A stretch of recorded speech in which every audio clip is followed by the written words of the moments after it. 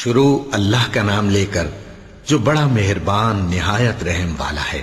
بادشاہ نے عورتوں سے پوچھا کہ تمہارا کیا قصہ تھا جب تم نے یوسف کو اپنی طرف مائل کرنا چاہا؟ سب بول اٹھیں کہ اللہ پاک ہے، ہم نے اس میں کوئی برائی معلوم نہیں کی۔ عزیز کی بیوی نے کہا، اب سچی بات تو ظاہر ہو ہی گئی ہے، اصل یہ ہے کہ میں نے اس کو اپنی طرف مائل کرنا چاہا تھا اور وہ بے شک سچا ہے۔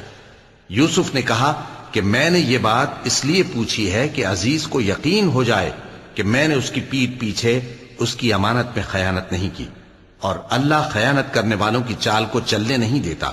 اور میں اپنے آپ کو پاک صاف نہیں کہتا، کیونکہ نفس امارہ انسان کو برائی ہی سکھاتا رہتا ہے، مگر یہ کہ میرا پروردگار رحم فرمائے۔ بے شک میرا پروردگار بخشنے والا ہے، مہربان ہے۔ اور بادشاہ نے حکم دیا کہ اسے میرے پاس لاؤ، میں اسے اپنا مصاحب خاص بناؤں گا۔ پھر جب ان سے گفتگو کی تو کہا کہ آج سے تم ہمارے ہاں صاحب منزلت ہو اور صاحب اعتبار ہو۔ یوسف نے کہا، مجھے زرعی پیداوار پر مقرر کر دیجئے، کیونکہ میں حفاظت بھی کر سکتا ہوں اور اس کام سے واقف بھی ہوں۔ اس طرح ہم نے یوسف کو ملک مصر میں جگہ دی اور وہ اس ملک میں جہاں چاہتے تھے رہتے تھے۔ ہم اپنی رحمت جس پر چاہتے ہیں کرتے ہیں اور نیکوکاروں کے اجر کو ضائع نہیں کرتے، اور جو لوگ ایمان لائے اور ڈرتے رہے ان کے لیے آخرت کا اجر بہت بہتر ہے۔ اور یوسف کے بھائی کنعان سے مصر میں غلہ خریدنے کے لیے آئے تو یوسف کے پاس گئے، تو یوسف نے ان کو پہچان لیا اور وہ ان کو نہ پہچان سکے۔ اور جب یوسف نے ان کے لیے ان کا سامان تیار کر دیا تو کہا کہ پھر آنا تو جو باپ کی طرف سے تمہارا ایک اور بھائی ہے اسے بھی میرے پاس لیتے آنا۔ کیا تم نہیں دیکھتے کہ میں ناب بھی پوری پوری دیتا ہوں اور مہمانداری بھی خوب کرتا ہوں؟ اب اگر تم اسے میرے پاس نہ لاؤ گے تو نہ تمہیں میرے ہاں سے غلہ ملے گا اور نہ تم میرے پاس ہی آ سکو گے۔ انہوں نے کہا کہ ہم اس کے بارے میں اس کے والد کو پھسلائیں گے اور ہم یہ کام کر کے رہیں گے۔ اور یوسف نے اپنے خدام سے کہا کہ ان کا سرمایہ یعنی غلے کی قیمت ان کے سامان میں رکھ دو۔ عجب نہیں کہ جب یہ اپنے اہل و عیال میں جائیں تو اسے پہچان لیں، اور عجب نہیں کہ یہ پھر یہاں آئیں۔ بس جب وہ اپنے والد کے پاس واپس گئے تو کہنے لگے کہ ابا، ہمارے لیے غلے کی بندش کر دی گئی ہے، تو ہمارے ساتھ ہمارے بھائی کو بھیج دیجئے تاکہ ہم پھر غلہ لائیں اور ہم اس کے نگہبان ہیں۔ یعقوب نے کہا کہ میں اس کے بارے میں تمہارا اعتبار نہیں کرتا، مگر ویسا ہی جیسا پہلے اس کے بھائی کے بارے میں کیا تھا، سو اللہ ہی بہتر نگہبان ہے اور وہ سب سے زیادہ رحم کرنے والا ہے۔ اور جب انہوں نے اپنا اسباب کھولا تو دیکھا کہ ان کا سرمایہ واپس کر دیا گیا ہے۔ کہنے لگے، ابا ہمیں اور کیا چاہیے؟ دیکھیے یہ ہماری پونجی بھی ہمیں واپس کر دی گئی ہے، اور ہم اپنے اہل و عیال کے لیے پھر غلہ لائیں گے اور اپنے بھائی کی نگہبانی کریں گے، اور ایک بار شتر زیادہ لائیں گے کہ یہ غلہ جو ہم لائے ہیں تھوڑا ہے۔ یعقوب نے کہا کہ جب تک تم اللہ کا عہد نہ دو کہ اس کو میرے پاس صحیح و سالم لے آؤ گے، میں اسے ہرگز تمہارے ساتھ نہیں بھیجنے کا، مگر یہ کہ تم گھیر لیے جاؤ یعنی بے بس ہو جاؤ تو مجبوری ہے۔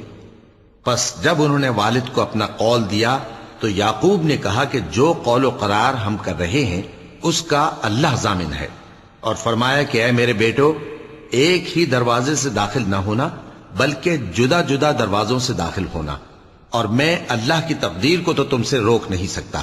بے شک حکم اللہ ہی کا ہے، میں اسی پر بھروسہ رکھتا ہوں، اور اہل توکل کو اسی پر بھروسہ رکھنا چاہیے۔ اور جب وہ ان مقامات سے داخل ہوئے جہاں جہاں سے داخل ہونے کے لیے ان کے والد نے ان سے کہا تھا، تو وہ تدبیر اللہ کے حکم کو ذرا بھی ٹال نہیں سکتی تھی۔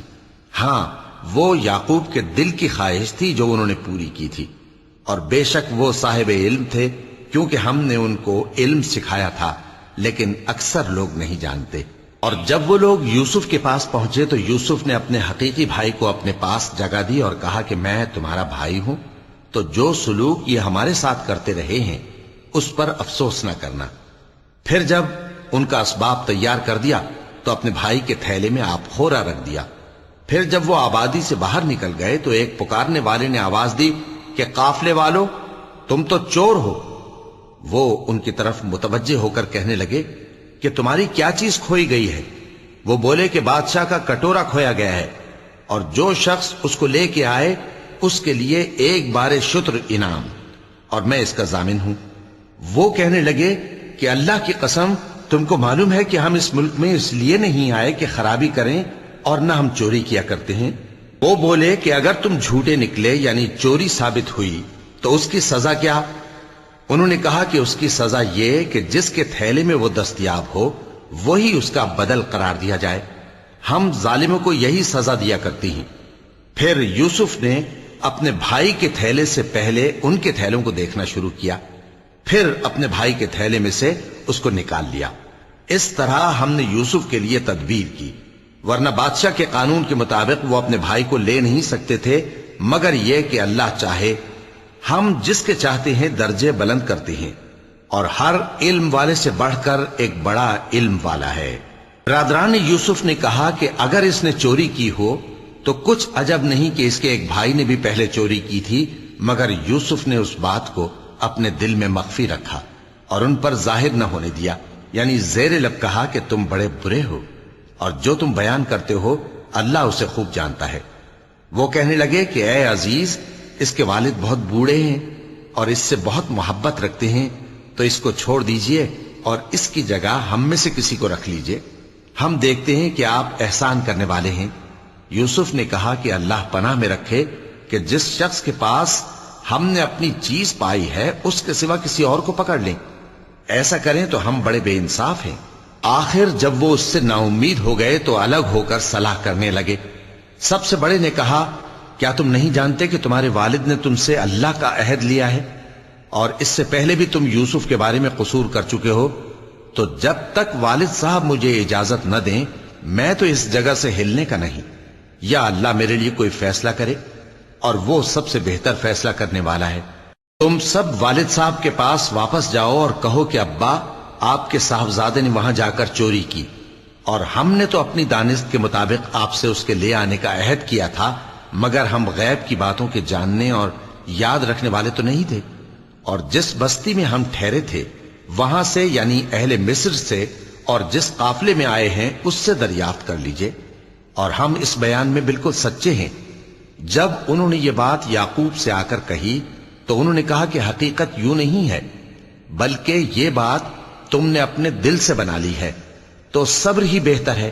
عجب نہیں کہ اللہ ان سب کو میرے پاس لے آئے، بے شک وہ علم والا ہے، حکمت والا ہے۔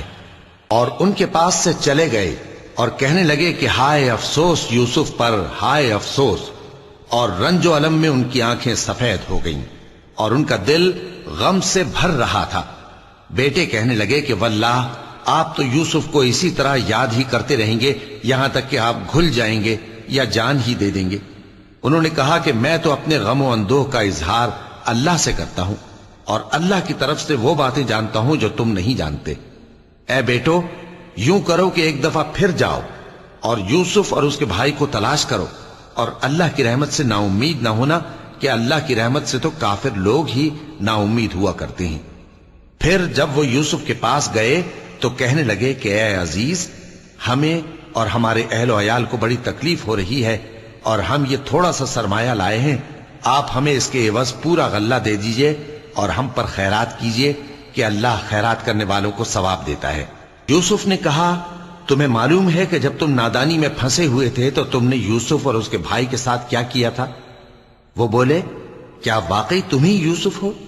انہوں نے کہا، ہاں میں یوسف ہوں، اور بن یامین کی طرف اشارہ کر کے کہنے لگے، یہ میرا بھائی ہے، اللہ نے ہم پر بڑا احسان کیا ہے۔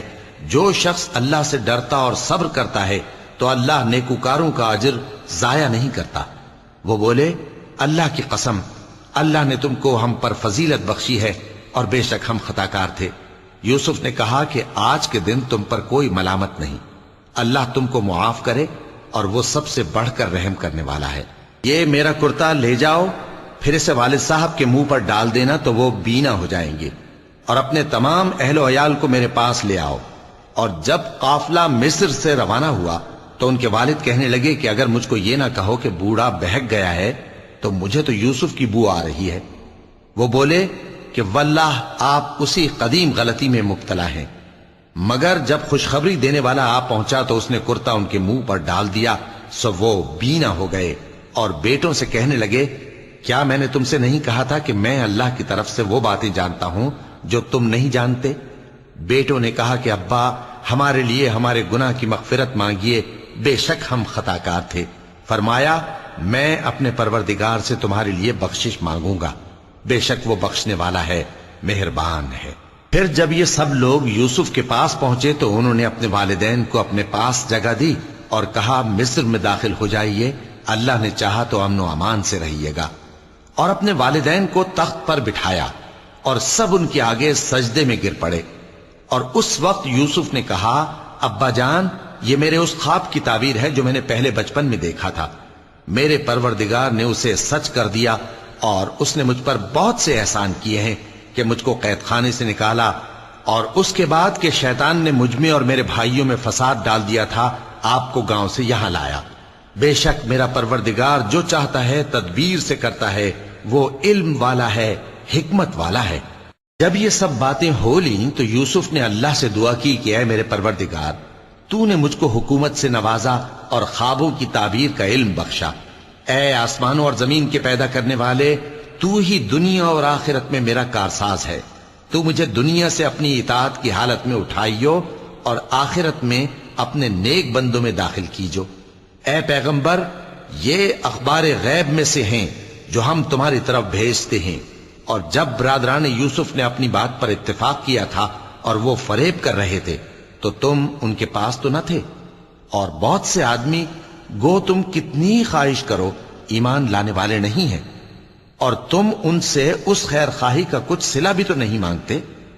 یہ قرآن اور کچھ نہیں تمام جہانوں کے لیے نصیحت ہے، اور آسمان و زمین میں بہت سی نشانیاں ہیں جن پر سے یہ گزرتے ہیں اور ان کو نظر انداز کر دیتے ہیں، اور یہ اکثر اللہ پر ایمان نہیں رکھتے مگر اس کے ساتھ شرک بھی کرتے ہیں۔ تو کیا یہ اس بات سے بے خوف ہیں کہ ان پر اللہ کا عذاب نازل ہو کر ان کو ڈھانپ لے، یا ان پر ناگہاں قیامت آ جائے اور انہیں خبر بھی نہ ہو؟ کہہ دو میرا رستہ تو یہ ہے، میں اللہ کی طرف بلاتا ہوں سمجھ بوجھ کر، میں بھی لوگوں کو اللہ کی طرف بلاتا ہوں اور میرے پیراؤ بھی، اور اللہ پاک ہے اور میں شرک کرنے والوں میں سے نہیں ہوں۔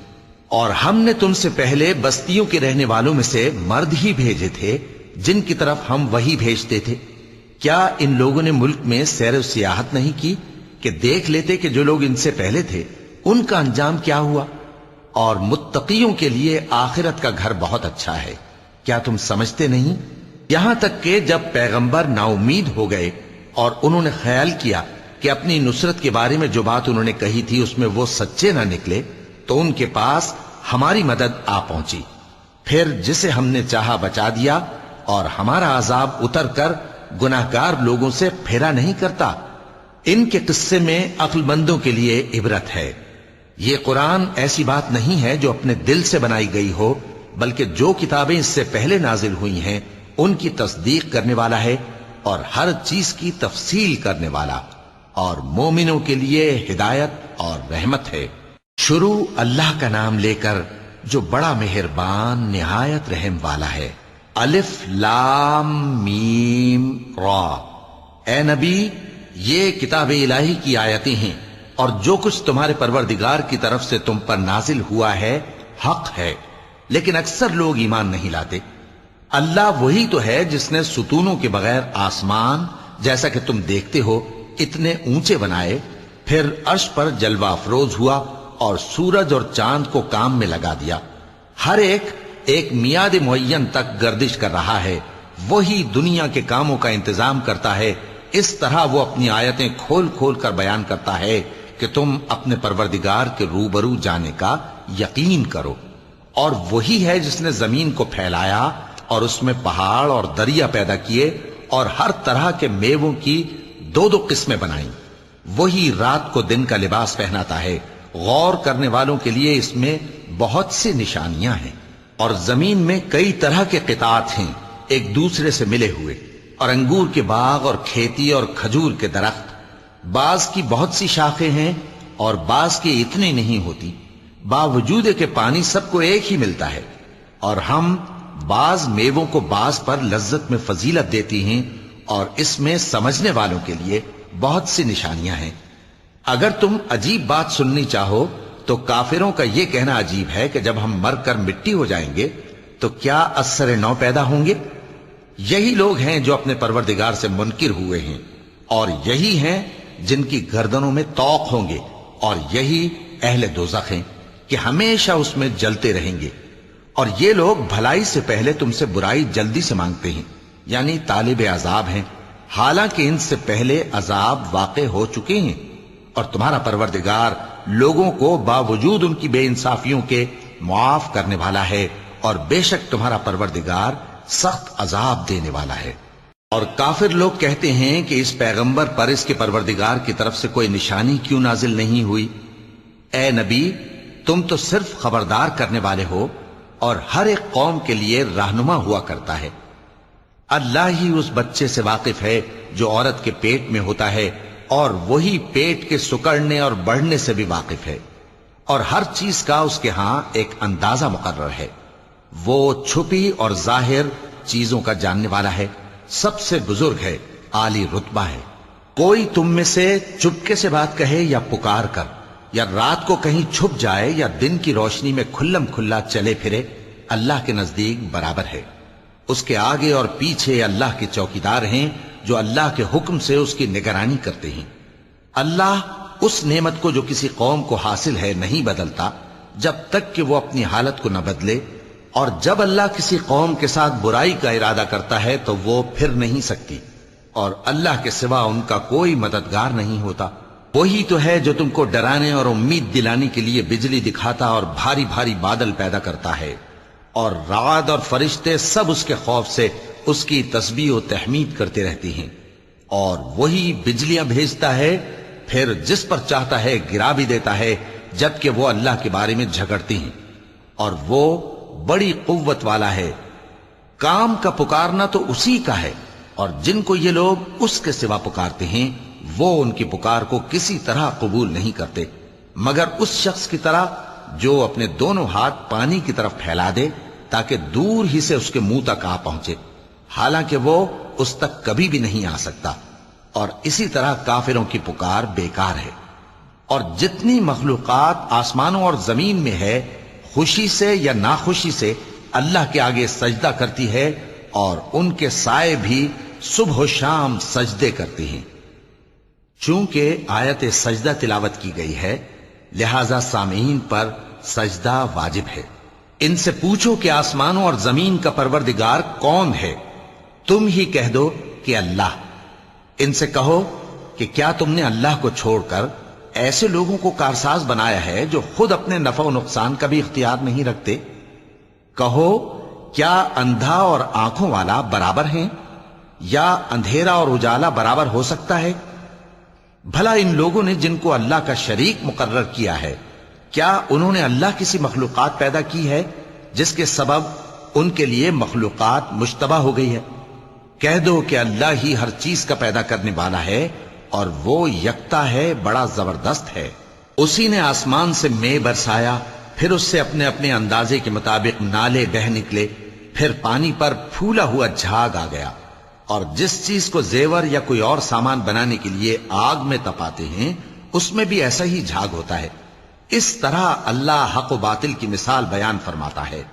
سو جھاگ تو سوکھ کر زائل ہو جاتا ہے، اور پانی جو لوگوں کو فائدہ پہنچاتا ہے وہ زمین میں ٹھہرا رہتا ہے۔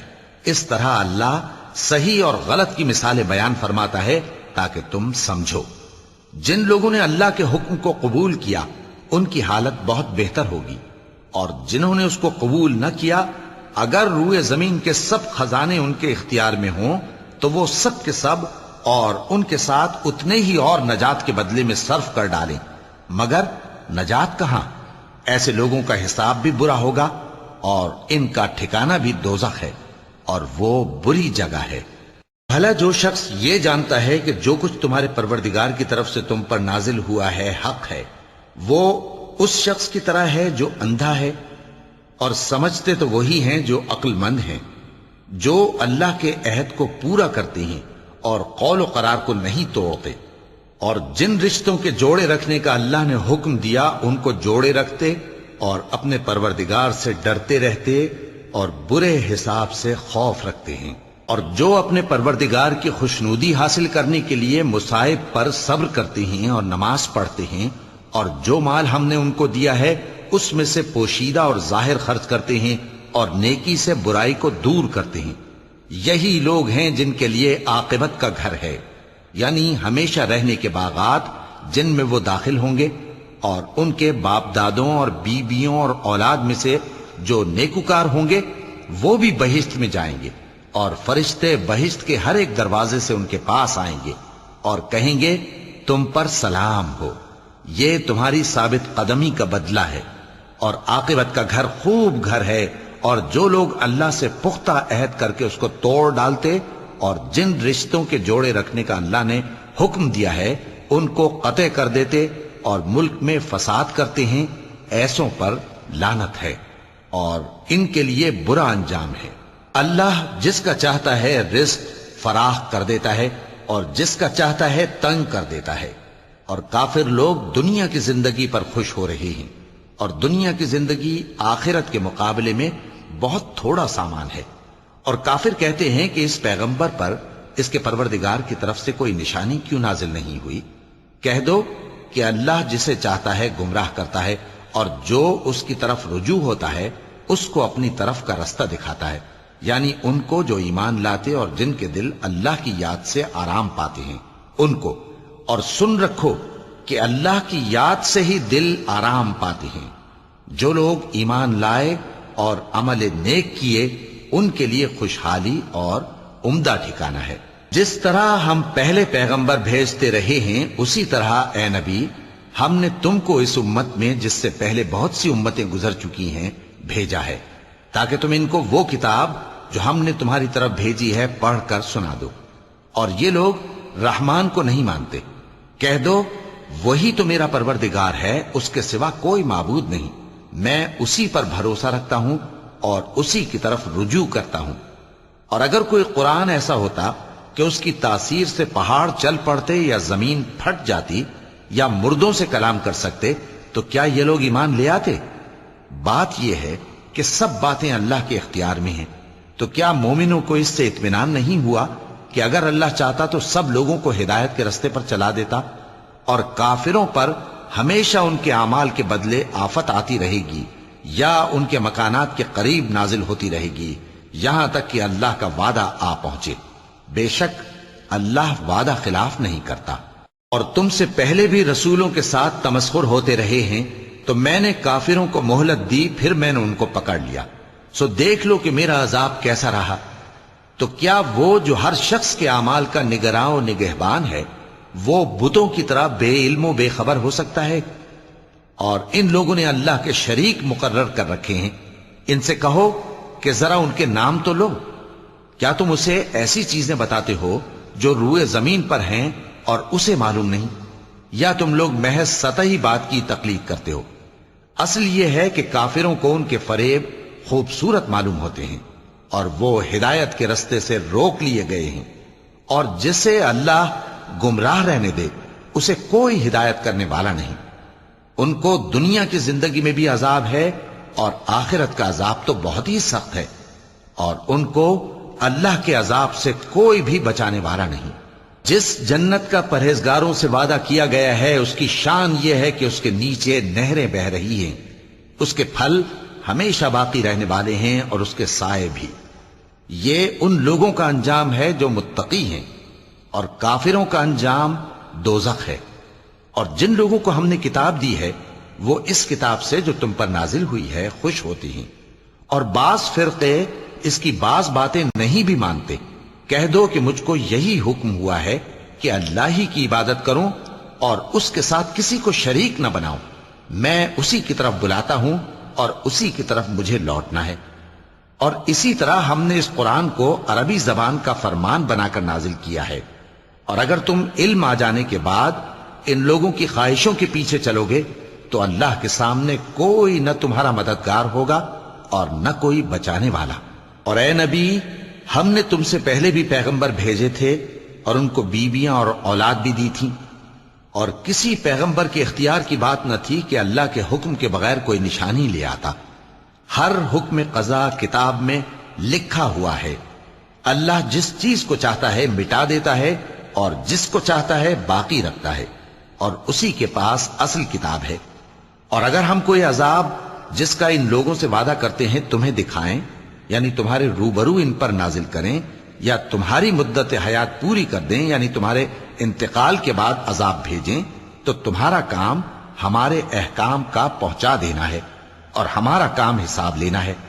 کیا انہوں نے نہیں دیکھا کہ ہم زمین کو اس کے کناروں سے گھٹاتے چلے آ رہے ہیں، اور اللہ جیسا چاہتا ہے حکم کرتا ہے، کوئی اس کے حکم کا رد کرنے والا نہیں، اور وہ جلد حساب لینے والا ہے۔ جو لوگ ان سے پہلے تھے وہ بھی بہتیری تدبیریں کرتے رہے ہیں، سو تدبیر تو سب اللہ ہی کی ہوتی ہے۔ ہر شخص جو کچھ کر رہا ہے اللہ اسے جانتا ہے، اور کافر جلد معلوم کر لیں گے کہ آخرت میں اچھا انجام کس کے لیے ہوتا ہے۔ اور کافر لوگ کہتے ہیں کہ تم پیغمبر نہیں ہو، کہہ دو کہ میرے اور تمہارے درمیان اللہ اور وہ شخص جس کے پاس کتاب آسمانی کا علم ہے بطور گواہ کافی ہے۔ شروع اللہ کا نام لے کر جو بڑا مہربان نہایت رحم والا ہے۔ الف لام را، یہ ایک پر نور کتاب ہے، اس کو ہم نے تم پر اس لیے نازل کیا ہے کہ تم لوگوں کو اندھیروں سے نکال کر روشنی کی طرف لے جاؤ، یعنی ان کے پروردگار کے حکم سے عزت والے خوبیوں والے مالک کے راستے کی طرف، یعنی اس اللہ کے راستے کی طرف کہ جو کچھ آسمانوں اور زمین میں ہے سب اسی کا ہے۔ اور ان کافروں کے لیے عذاب شدید کی وجہ سے تباہی اور بربادی مقدر ہے، جو آخرت کے مقابلے میں دنیاوی زندگی کو پسند کرتے اور لوگوں کو اللہ کے راستے سے روکتے اور اس میں کجی چاہتے ہیں۔ یہ لوگ بڑے دور کی گمراہی میں ہیں، اور ہم نے کوئی پیغمبر نہیں بھیجا مگر وہ اپنی قوم کی زبان بولتا تھا تاکہ انہیں احکام الہی کھول کھول کر بتا دے۔ پھر اللہ جسے چاہتا ہے گمراہ رہنے دیتا ہے اور جسے چاہتا ہے ہدایت دیتا ہے، اور وہ غالب ہے، حکمت والا ہے۔ اور ہم نے موسیٰ کو اپنی نشانیاں دے کر بھیجا کہ اپنی قوم کو تاریکیوں سے نکال کر روشنی میں لے جاؤ، اور ان کو اللہ کے دن یاد دلاؤ، اور اس میں ان لوگوں کے لیے جو صابر و شاکر ہیں نشانیاں ہیں۔ اور جب موسیٰ نے اپنی قوم سے کہا کہ اللہ نے جو تم پر مہربانیاں کی ہیں ان کو یاد کرو، جبکہ اس نے تم کو فرعون کی قوم سے رہائی بخشی، وہ لوگ تمہیں برے برے عذاب دیتے تھے اور تمہارے بیٹوں کو مار ڈالتے تھے اور تمہاری لڑکیوں کو زندہ رہنے دیتے تھے، اور اس میں تمہارے پروردگار کی طرف سے بڑی آزمائش تھی۔ اور جب تمہارے پروردگار نے تم کو آگاہ کیا کہ اگر شکر کرو گے تو میں تمہیں زیادہ دوں گا، اور اگر ناشکری کرو گے تو یاد رکھو کہ میرا عذاب بھی سخت ہے۔ اور موسیٰ نے صاف صاف کہہ دیا کہ اگر تم اور جتنے اور لوگ زمین میں ہیں سب کے سب ناشکری کرو تو بھی اللہ بے نیاز ہے، قابل تعریف ہے۔ بھلا تم کو ان لوگوں کے حالات کی خبر نہیں پہنچی جو تم سے پہلے تھے، یعنی نوح اور عاد اور سمود کی قوم اور جو ان کے بعد تھے، جن کا علم اللہ کے سوا کسی کو نہیں۔ جب ان کے پاس ان کے پیغمبر نشانیاں لے کر آئے تو انہوں نے اپنے ہاتھ ان کے منہوں پر رکھ دیے کہ خاموش رہو، اور کہنے لگے کہ ہم تو تمہاری رسالت کو تسلیم نہیں کرتے، اور جس چیز کی طرف تم ہمیں بلاتے ہو ہم کو اس میں بھاری شک ہے۔